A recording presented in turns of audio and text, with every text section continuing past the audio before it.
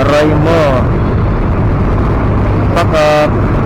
Ayun mga boss, so umaga na lang ako nagayak ngayon kasi may importante akong lakad pa naman. Tapos napansin ko yung gulong ko may sumundot. Ito kasing gulong na to, daming pupulutin sa kalsada. Yung pang malaki ang pinulot. Aray mo.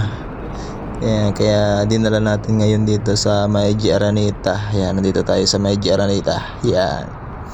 So dito na rin kasi ako nagpagawa dati. So maayos naman silang gumawa, magbaklas pagdating sa mga ganyang mags. So yung iba kasi pa nagpagawa ka sa iba mga abos, na tatamaan yung mags. So dito naman yung gawa ngayon, hindi na niya binaklas, kundi tinosok na lang, buriki ba tawag doon o anong tawag dyan. So imagine mo, laki niyan, nakatusok na yan, oh. Okay lang mga tamtax, kaso yan pa talaga ang pinili mo. Try mo pagka grabe,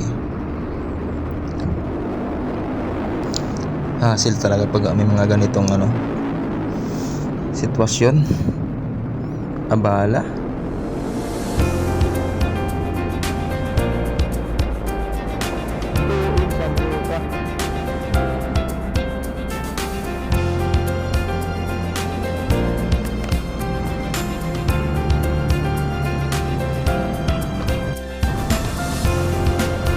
Ayan mga idol, tapos na, okay na.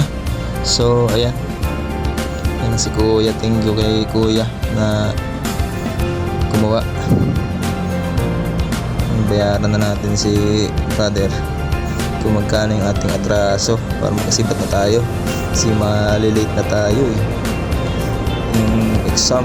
May exam pa tayo ng 8. Nadali tayo doon mag-report na tayo, baka na this. So kahit talagang ingat sa kalsada mga idol, darating yung time na kung hindi ka man maaksidente, yung motor mo naman ang madadali. So mga simpleng lang yan.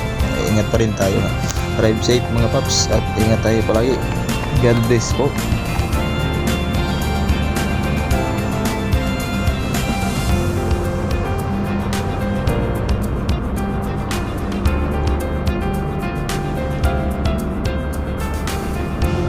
Laki naman ang halit pa.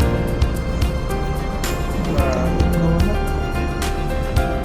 Kaya